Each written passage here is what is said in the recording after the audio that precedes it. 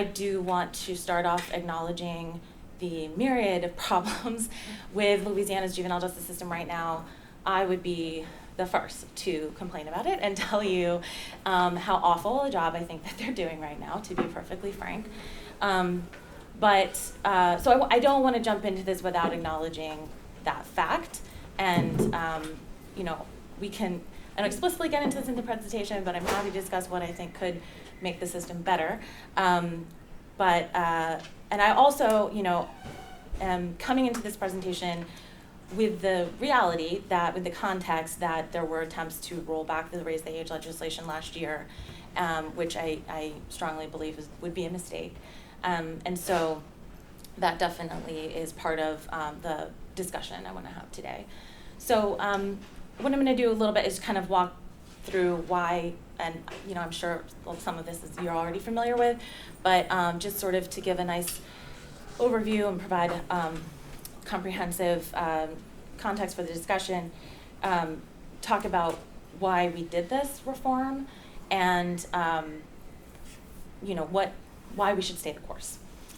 So as was mentioned, I was the policy director at the Louisiana Center for Children's Rights and worked to help pass this legislation. It was part of Governor Edwards' package in his legislative package in his first year in office, and it passed the legislature almost unanimously. There were maybe 6 total no votes, something like that, and that was a surprise. We didn't expect that to happen. We thought maybe this would be a multi-year campaign, but the reality was that it just made sense, and I'm kind of going to get into why that was the case. So, first and foremost, this is what everybody else does. Is what everybody else has been doing, and everyone else has been doing since the beginning of the existence of a juvenile justice system in the United States. Louisiana, some folks may think that we lowered the age in the 90s because that's when a lot of reforms were rolled back and we were getting tougher on kids. But actually, when Louisiana's juvenile justice system was created, 17-year-olds were always excluded from it. So they just went through 16 and that was it. So this was really the first time since 1900 when anyone had really asked this question: should we bring 17-year-olds into the juvenile justice system? So in 2016, when we were working on this legislation, there were 9 total states, including Louisiana, that didn't include 17-year-olds, and a couple of them also didn't include 16-year-olds in the juvenile legal system. That was New York, North Carolina, and Connecticut. Well, at the time, Connecticut had already raised the age, but they used to be a state that excluded both 16 and 17-year-olds. Now, today, only 3 states do not include 17-year-olds in their juvenile justice system, and everybody includes 16-year-olds. Those 3 states are Georgia, Texas, and Wisconsin. This has just generally been a thing, that 17-year-olds are considered minors.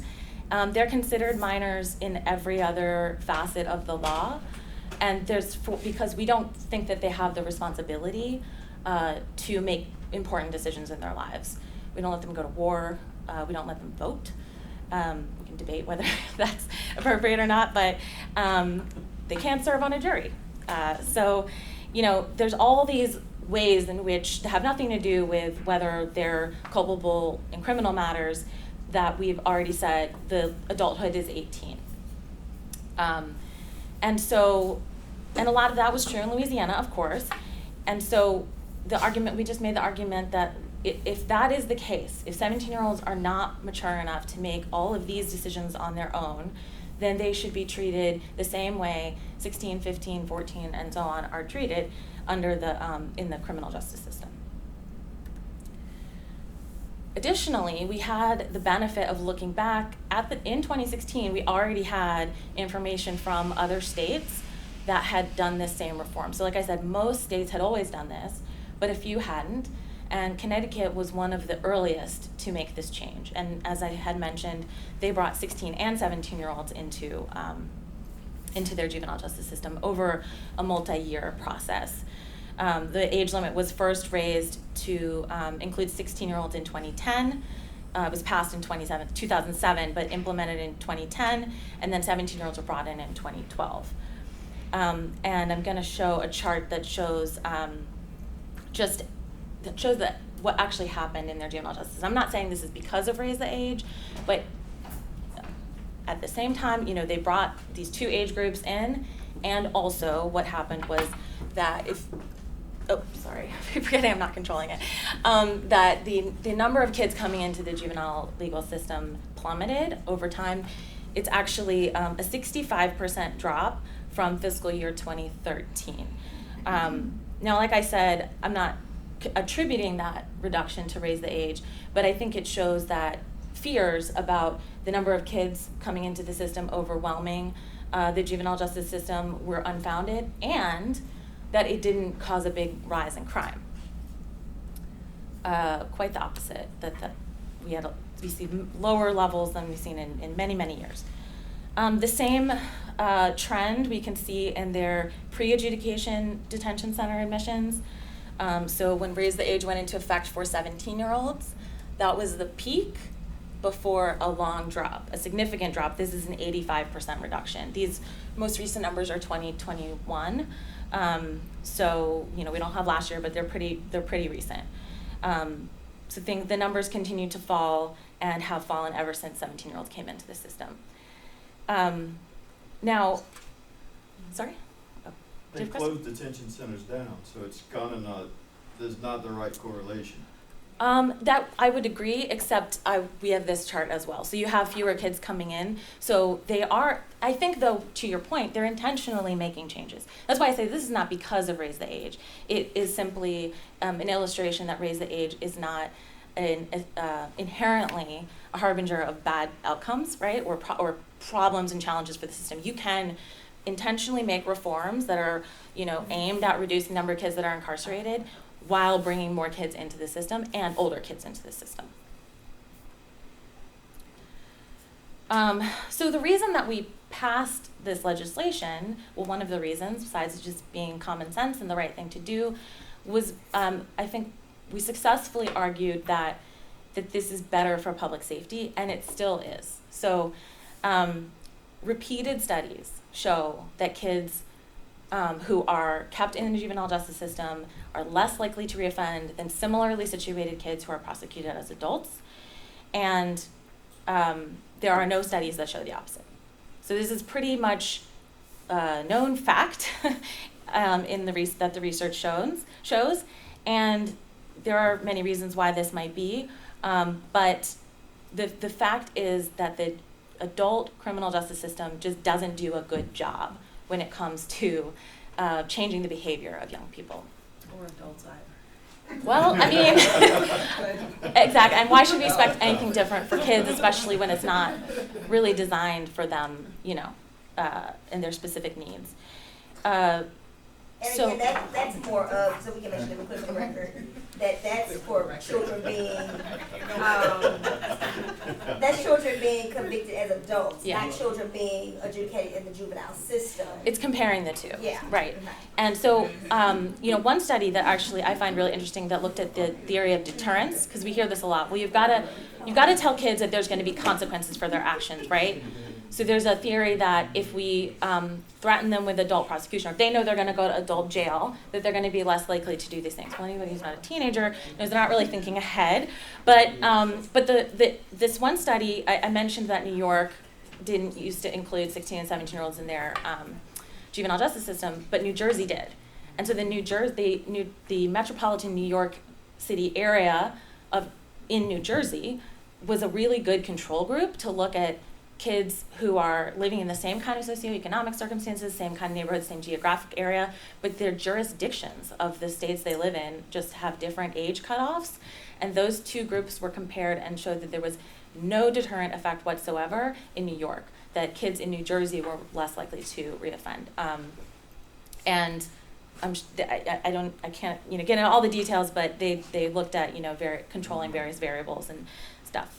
However, I will add it's relevant to Louisiana. If you do a good job with your juvenile justice system, that can also make it better. So maybe New Jersey was doing a better job as well.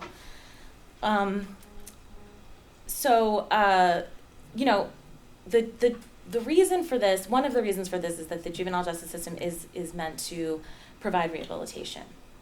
And that's just not a requirement. It doesn't mean it doesn't happen, but it's not a requirement or necessarily a purpose of the adult system.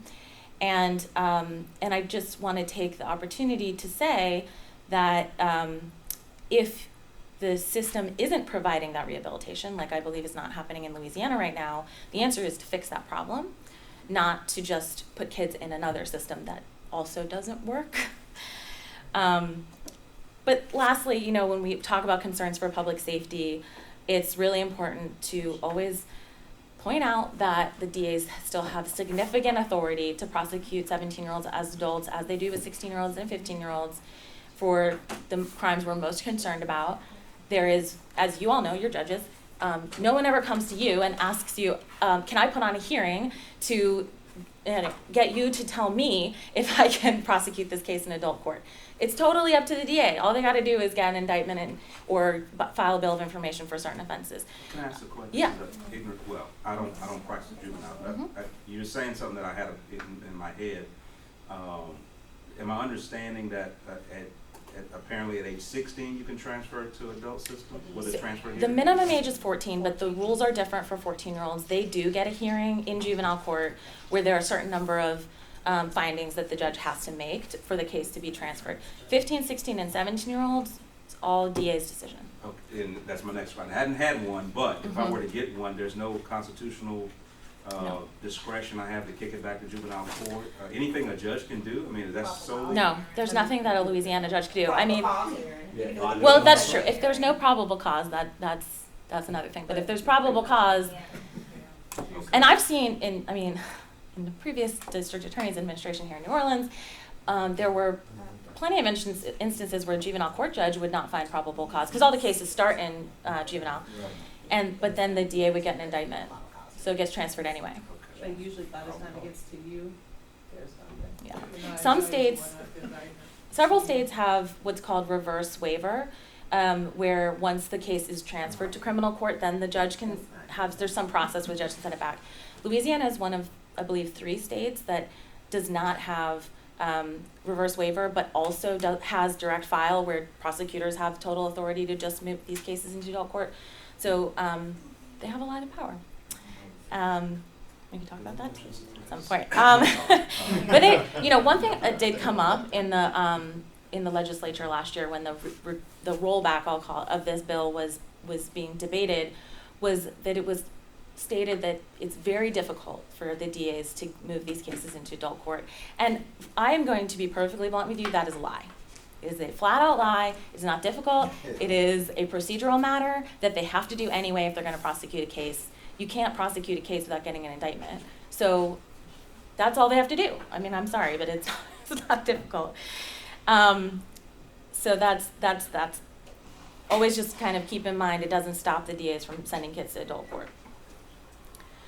I think the title of this session kind of points this out, that the juvenile legal system is often portrayed as being easy on kids or coddling them, but I think it's really important to think about what we actually want to accomplish. And punishment for punishment's sake might feel good sometimes, but it doesn't really serve any of us if it doesn't get the outcomes we want. We want to change behavior, and we want kids to take accountability for their actions. And the reality is that the juvenile legal system in its structure, not necessarily in its practice, I'll repeat, is far better equipped to achieve these outcomes. I think you all know, nobody is a dedicated juvenile judge here, that... I am. Oh, you are, I'm sorry. 100% juvenile. Oh, great, what jurisdiction? Cattle Parish. Okay. I think you were out of the room when I asked. So you know that parents are part of the process, and there are certain, there's limitations, but there's certain degrees that you can order the parents to be part of the process and hold them accountable if they're not. And I don't believe that is a possibility in adult court. That could be wrong. But it is far more part of the purpose of the juvenile legal system. And it's in the Children's Code that they need to be part of the process. And in ways, the juvenile system can actually be more demanding. The judges have a lot of discretion. They have a lot of things that they can require the kid to do. And I think one thing that's important and distinct is that when that judges have jurisdiction over the case during the entirety of the case. So if that kid gets sent to juvenile prison, that's not the end of it for the judge. The judge continues to oversee that case and can add more conditions, can hold them, responsible for their behavior in the facility, can continue to try to figure out what's going on with the parents. Juvenile probation is pretty intensive. I mean, there's a lot that kids have to do. They have to come in and get regular check-ins in front of the judge. And that's true for minor misdemeanors too. I mean, there's nothing in the Children's Code that prohibits that. I think the other thing that's really important is education. I hope everyone would agree that we want kids in school, we want kids to get their education. And kids in the juvenile legal system are much more likely to get that education and to stay in education. And part of the reason is facilities. And we'll get to the facilities, but juvenile facilities are required by law to provide, technically, the requirement actually lies with the child. So all children are entitled to education, but adult facilities just don't provide it. And juvenile facilities sometimes also don't provide it, but they are supposed to be providing it for every person in their care. And so it's much easier for a juvenile facility to do that. They set up a school. Usually in Louisiana, the schools are run by the local school board usually. But the other thing, and then finally, is the consequence of a criminal record, as you all are well familiar with, that a juvenile adjudication is a civil matter. It's not a criminal conviction, and so there's actually much broader expungement possibilities as well. So, and then the point is for kids to be able to start off their adulthood with a fresh slate so that they can get a good job, they can get their education, they can get a good job, and they can stay out of trouble, and they can have a productive life. And so all of these are things that the juvenile justice system should afford, that the adult justice system just isn't designed to offer. And then again, I just want to speak about accountability, because that isn't the piece, I haven't mentioned that in terms of what the juvenile justice system provides yet. I think that we use that term a lot without thinking about what we mean when we say accountability. I personally do not believe that punishment and accountability are synonyms. I don't think that they should be. We want children to understand the consequences of their actions, work to repair harm that they may have caused, and improve their behavior in the future, and that's accountability. And just throwing them in a jail cell does not inherently teach them that. From your perspective, what does? So, I think that I think that honestly it starts with procedural fairness. The kids have to feel like they have to take responsibility for their actions, and a lot of times when they feel that the justice system is steamrolling them, they're like, this is unfair, I don't have a chance, I never had a chance, and they kind of discount the whole thing. So I think it starts with making sure that the process, that they understand it to be fair and something that they actually can participate in. But there are also, I'm sure you're familiar with restorative justice, which is a great approach where kids have to actually go through, or people, it's not just for kids, have to actually go through the process of sitting down with someone who they may have harmed, or a proxy for that person if they don't want to, and figure out how they're going to make things right. And just throwing a hypothetical, may or may not be an actual situation, but how do you do that when I have a 15-year-old who may or may not have intentionally shot one of his best friends because they're filming a TikTok video Right. in the room, and it's 3 of them in the room. And evidence points out that one of the friends may be testifying against the kids, going forward, saying, no, it wasn't an accident. And in the juvenile system, you've got different time delays, so you move it a little faster. Further evidence shows that dad assisted in hiding the gun. Further evidence then shows that dad finds out who this other friend is, and now the other 15-year-old is now killed. How do we even begin to even bring up the term restorative justice in a situation where this kid is in this family, Yeah. and this is what this kid is being taught? So I do not think that restorative justice is appropriate for every case. I will say that. I do think that this part about testifying against the other is a complicating factor, which is why I find the court system is kind of often just inadequate. And while it might be necessary, there are ways in which it perpetuates these problems, because a natural reaction is like, you know, retribution, anger, it deepens wounds, those kinds of things. I think when someone has been killed, you know, restorative justice is not by itself sufficient. But I do think those conversations can be helpful by a trained facilitator. I'm not saying anybody can just sit down and have a conversation like this. But I think everyone in that story needs to understand the role that they played. But there's also just like a lot of fear that, I mean, when you say, oh, the dad tried to hide the gun, maybe he panicked, maybe, you know, he didn't trust the justices. There's just a whole bunch of things that if we were more open to understanding the context and less just processing people, then maybe we could prevent future problems. Okay. Yeah. I have a question, and I think everybody should also know that Ms. Gassert, one of the other persons who was going to be a part of this panel was the sponsor of the legislation from last year, Representative Stewart, Stewart Kathy. But unfortunately, there was a scheduling conflict where he had originally committed and wasn't able to be here. Aside from the advocacy from was it from the District Attorneys Association that there was No. an argument that somehow was more difficult? Because I'd like to hear Yeah. other reasons Okay. that efforts were underway to repeal.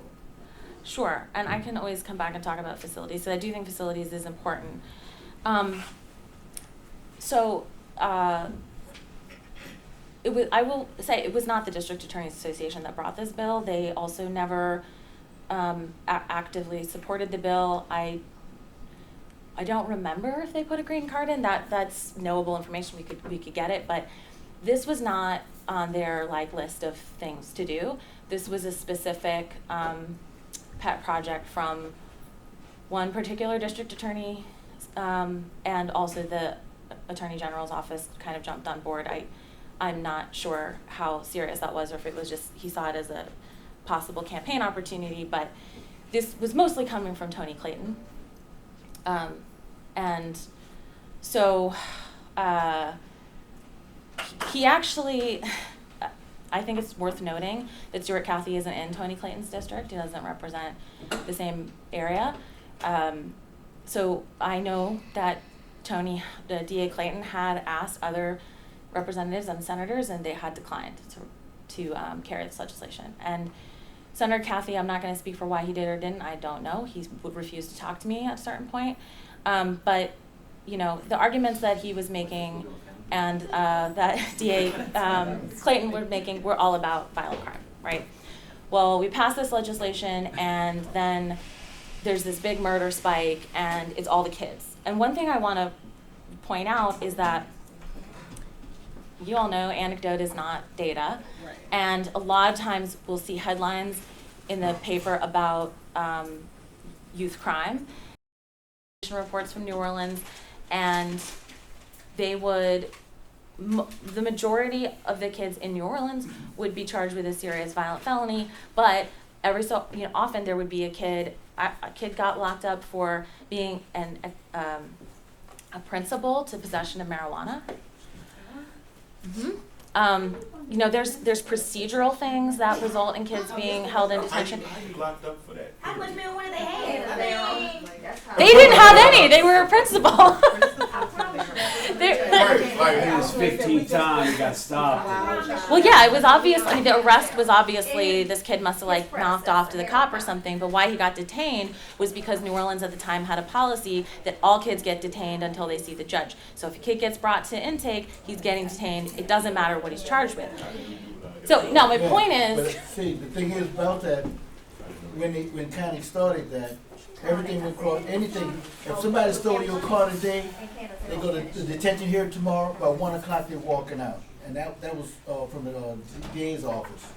Judge Jones, we had it in Baton Rouge. We have a sheet when they're arrested, and it's, if it, you know, it has a scoring. Yeah, the race yeah, score. the rate. The Right. race score, yeah. Yeah, Race so if it's a assessment. sexual or a component or something to it, and it would hold for the hearing. The hearings were always Monday, Wednesday, and Friday. So if you got arrested like on a Monday afternoon, you weren't going to get to the judge till Wednesday morning. So you're spending 2 nights there. That's I don't another know. thing. So there are reasons why the detention centers around the state are more full than they could be. If we were doing a better job in many different ways, whether it's process-wise, like getting, you know, kids' detention hearings more quickly, or more places using a ray or using a good ray. Thibodeau was another example where they would regularly have all these kids on misdemeanors like disturbing the peace by swearing. I am not joking.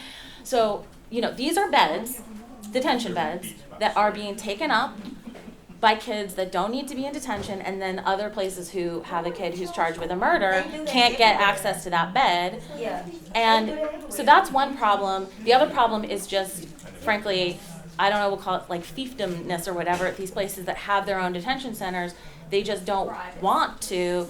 It's public, but they won't open their doors to other jurisdictions, or they do in a very limited fashion. You know, up in Northwest Louisiana, the Ware facility, which has a lot of problems. I don't advocate kids being in Ware, but I know that the way that they structure their setup is that Bossier Parish has a flat rate contract for like 26 of their 36 beds or something like that. And then the other neighboring parishes only have 2 each that they pay for on a per diem basis. So it's just that there isn't equal distribution or even like just reasonable distribution around the state of those resources. And also, access to community-based services and funding for community-based services is minimal everywhere, and it is extremely disproportionately distributed as well. I mean, there are a lot of things that we could do for kids outside of putting them in detention. There are shelter beds, there are respite care beds, there are group homes that can have kids on a pretrial basis. They're not secure options, but they're places that kids can go if they don't have anywhere else to go. And we just don't have those resources for pretty much Well, you heard most about places Bridge don't have City. them. We had so much problem at Bridge City. They was escaping, Yeah. and terrorizing the neighborhood. So they had to close it down. Now, where they sent those kids? Some of them went to where they went to Angola. They went to where? They went to Angola. Cato up there. Yeah, they go to. They have to do places. Think about raise. But I'm gonna say this about Raise the Age too.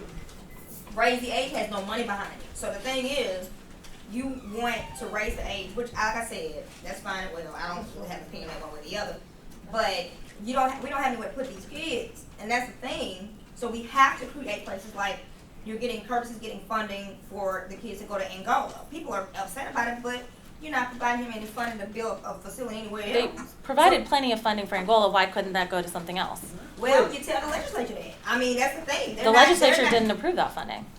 Somebody's doing something because of the fact that the money is not being transferred. The facts are the facts. So the money's not being transferred to OJJ for them to be able to have housing for these kids. So we're having to pick up where they have 26 beds one place and everybody else gets 2 beds each. We're having to deal with all that. Reed, I think Well, you bring that's up, their I think you bring up detention a good point though, and it's something that not necessarily is covered through your presentation, but when I did hear something that made me think of it, I did a couple of those, it's not the automatic transfer to the facility, one of those hearings. I did a couple of those.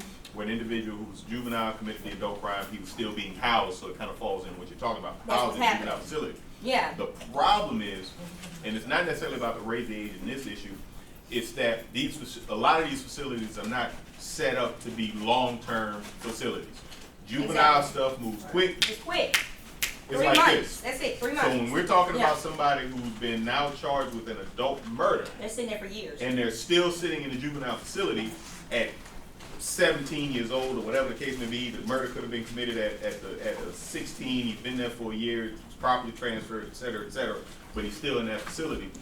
You now open the door for a couple of other issues that they have, and when I had a couple of these hearings, one of those to transfer to an adult prison while they wanted him out of their facility was because A, he's corrupting these lesser issue younger kids. kids. Guy who's in there on that small theft who doesn't need to be in an adult facility, not need to be transferred, stole grandma's car or something like that. Now he's in there with this real Being hardened recruited. guy, right? This murderer who's been learned about it, who's now causing the problems like what they're doing in Bridge City. And That's it. you know, when you look at it, and I think you mentioned it when we were talking about the record at the facility, who's causing some of these problems, and that was something too that a judge could consider. Look at this guy's record, this kid's record. How many write-ups and for what? You know, violent crimes committed against other folks, etc. That's an issue that I think isn't addressed in that. And it's like, okay, so where is that kid who kind of doesn't fit in the same mold as the other ones? So that we're actually talking what I said was that there's nothing, no evidence and no reason why a 17-year-old in particular would fall in that category as compared to any other kid, because like you said, you had a 12-year-old charged with murder. Kids have problematic behaviors at all ages, Sure. and they are different sizes. You can have a small 17-year-old, like a big 15-year-old. But I would push back on the idea that it's inherent that these detention centers are not for long term. They are set up for short term now, but they can adjust. And that's what happened in New Orleans, and New Orleans has not done a lot of things right, but one thing that I think they did do right was that they did adjust when they stopped putting kids in the adult jail and they started keeping all the kids in the juvenile facility. They adjusted their programming, and they brought in a really good school, the Travis Hill School, and the number of incidents in that facility has fallen a lot, and many kids in there have been in there for many months, even years.